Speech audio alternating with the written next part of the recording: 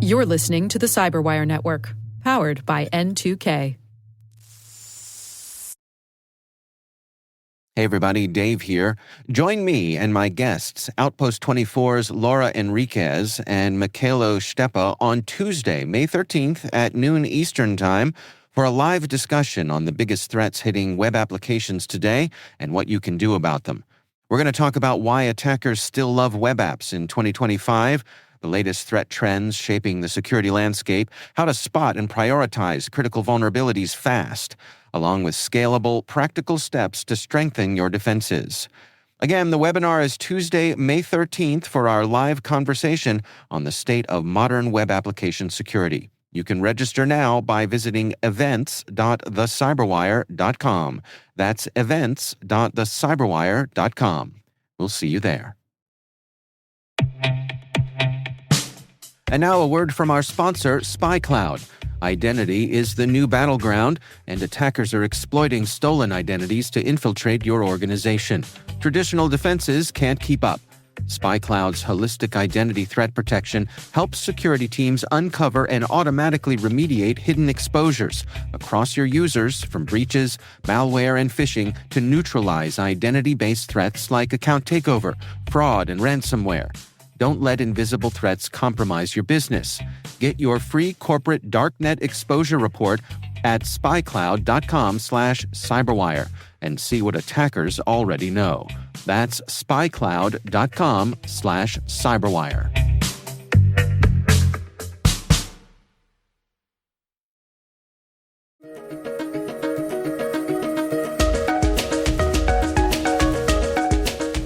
This malicious NPM package puts malicious payload inside other locally installed software, Atomic Wallet and Exodus in this case. So malicious payload is still there. That means once you find out that that package is maybe malicious, you remove it, but the malicious payload would stay still in Atomic Wallet software and an Exodus wallet software. So you would still be left with malicious payload even if you delete malicious NPM package.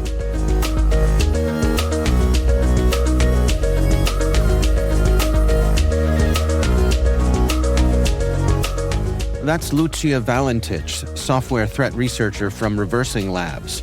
The research we're discussing today is titled Atomic and Exodus Crypto Wallets Targeted in Malicious NPM Campaign.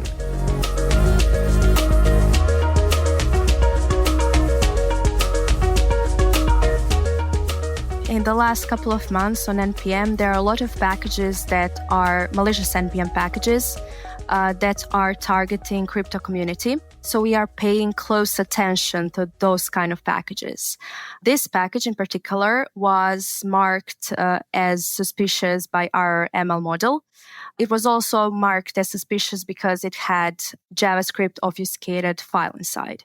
So of course we decided to check it because, we had a couple of different channels pointing us to the suspicion of the package. And it never hurts to check files that have JavaScript obfuscated, of course. Yeah. Well, as is often the case, the name PDF to Office sounds harmless. I suppose this is a common tactic of attackers using these sorts of useful names? Yes, of course. There are a couple of things they use. They use typo squatting. So they take some legitimate NPM package name and they just add a few letters. Sometimes they use legitimate NPM package name and then they, make wordplay on that name. And sometimes they just think of some names themselves that they think developers could use, could download, that they think could be useful to developers. So of course, developers are more keen to download it. Well, let's walk through this together. How would someone find themselves with this package installed, and what happens after it is? So this package it's very simple. It doesn't try to mimic anything. It has very few files. It only tries to pass by a package that that converts PDF files to documents, to Office files. But this package, once installed, actually does, of course, malicious things. It checks if Atomic Wallet or if Exodus wallet is installed on victim's computer. And then if it is, it overwrites legitimate files inside with trojanized versions.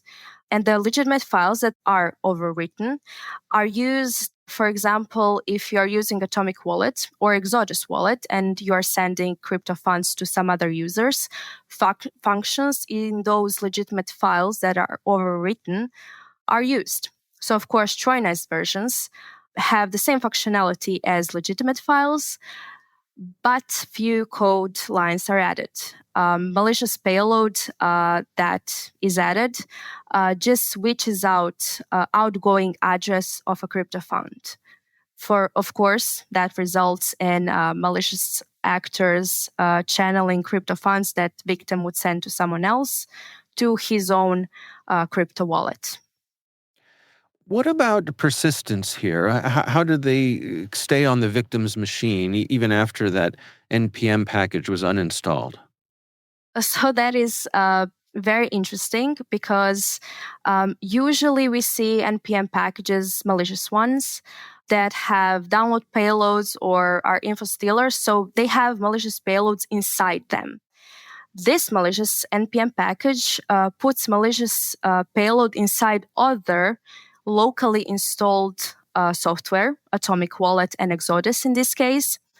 So malicious payload is still there. So that means, which is a little bit scary, that means once you find out that that package is maybe malicious, you remove it, but the malicious payload would stay still in Atomic Wallet software and an Exodus Wallet software. So you would still be left with malicious payload, even if you delete malicious NPM package.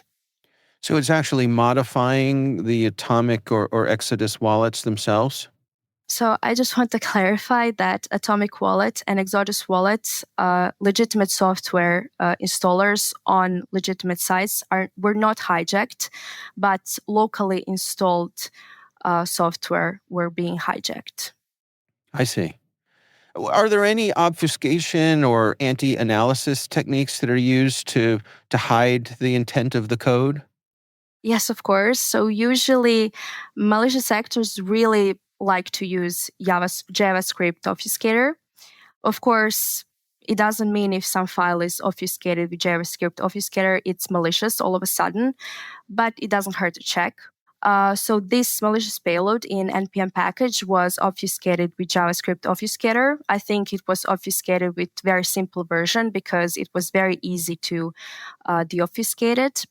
It also had malicious payload that would be injected into legitimate files, was obfuscator, or particularly more better say encoded with base64.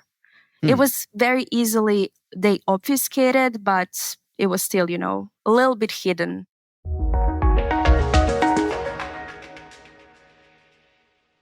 We'll be right back.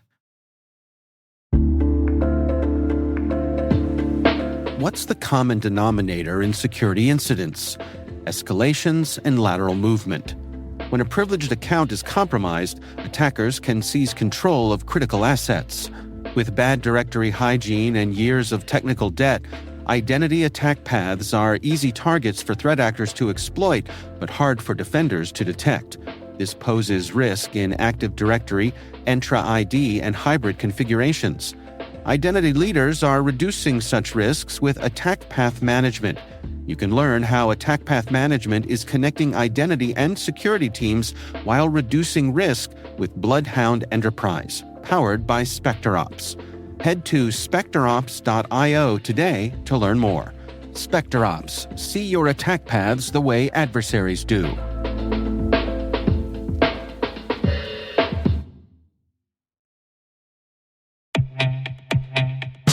And now, a word from our sponsor, Black Kite. If third-party risk is keeping you up at night, you're not alone. It's a constant battle. Black Kite's third-party cyber risk platform is built on real-world threat intelligence, straight from their research team's ongoing breach analysis, dark web monitoring, and attacker tactics. That means you get a hacker's eye view of your supply chain to proactively spot risks. And speaking of research, they just dropped their 2025 third-party breach report, breaking down last year's biggest trends and what's coming next.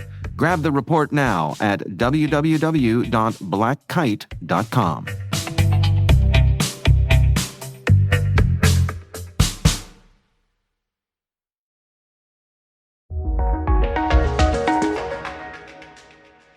Let's talk about the targeting and the scope here.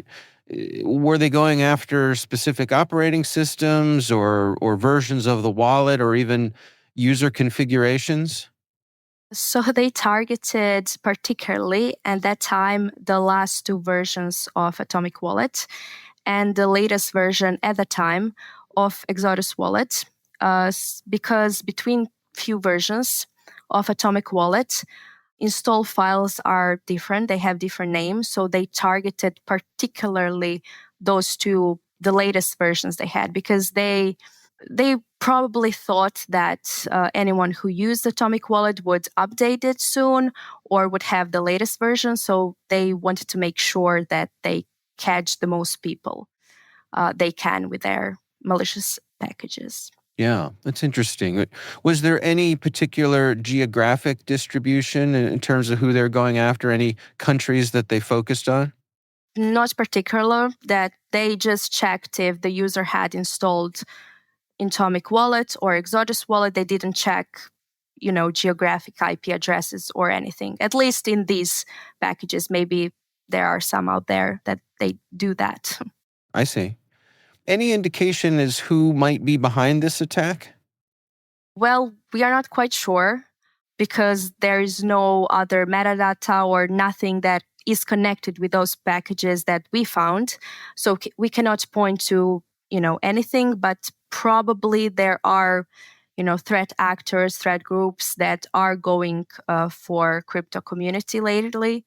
I know that North Korea is, most likely to go after crypto community, but I'm not saying that in this case it's connected with it. Maybe some threat actor that, it's a lone wolf and he's just trying to get crypto funds taken away. So it seems to be likely that this is financially motivated? Of course. Yeah. Because, like with any crypto attack, they are trying to get funds, they're trying to steal funds in a very secretive way, very persistent way. So, yeah.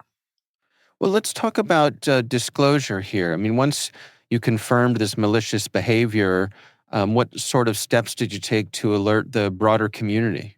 So, of course, we reported it to the NPM managers, but before they could take the package down, it was probably taken down by the author of the malicious package because there is no security holding version, so probably it was just taken down. We also have Spectre Assure community page where we have all repos, public repositories, and packages. And of course, there you can see what package is malicious and what package is goodware. And of course, we have marked that package as malicious on that site. But looking at the big picture here, what does this particular incident say about supply chain security in an open source ecosystem like NPM?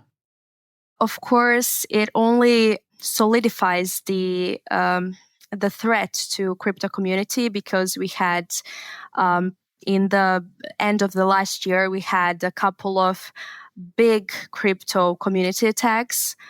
Some big legitimate crypto packages were hijacked, or legitimate packages were hijacked and were injected with malicious payloads that targeted crypto community.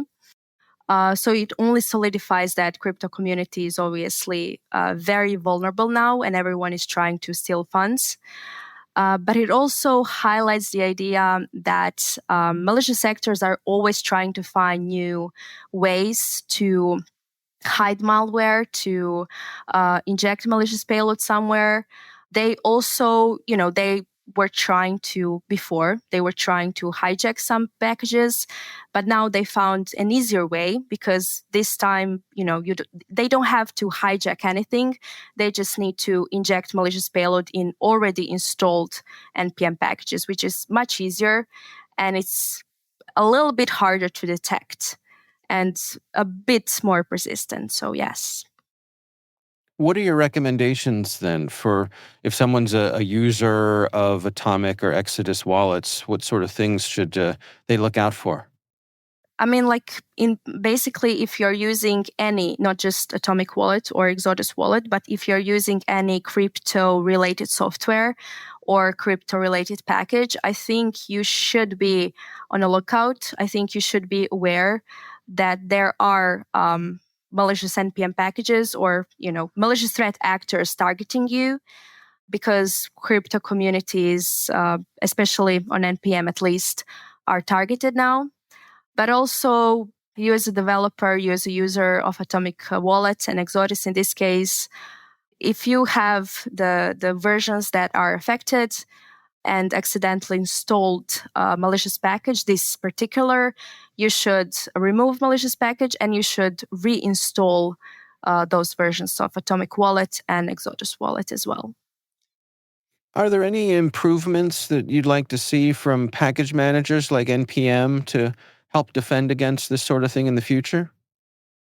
I think maybe I'm not sure if they are doing it already, but maybe work closely with some threat researchers on taking down malicious NPM packages or PIP packages or anything. I'm not sure who is doing what, but I think that would help in making community more healthy and more safe.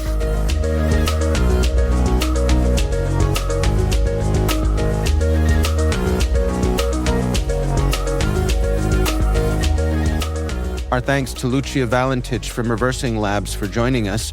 The research is titled Atomic and Exodus Crypto Wallets Targeted in Malicious NPM Campaign. We'll have a link in the show notes. And that's Research Saturday, brought to you by N2K Cyberwire. We'd love to know what you think of this podcast. Your feedback ensures we deliver the insights that keep you a step ahead in the rapidly changing world of cybersecurity. If you like our show, please share a rating and review in your favorite podcast app. Please also fill out the survey in the show notes or send an email to cyberwire@n2k.com. This episode was produced by Liz Stokes. We're mixed by Elliot Peltzman and Trey Hester. Our executive producer is Jennifer Iben. Peter Kilpie is our publisher, and I'm Dave Bittner. Thanks for listening. We'll see you back here next time.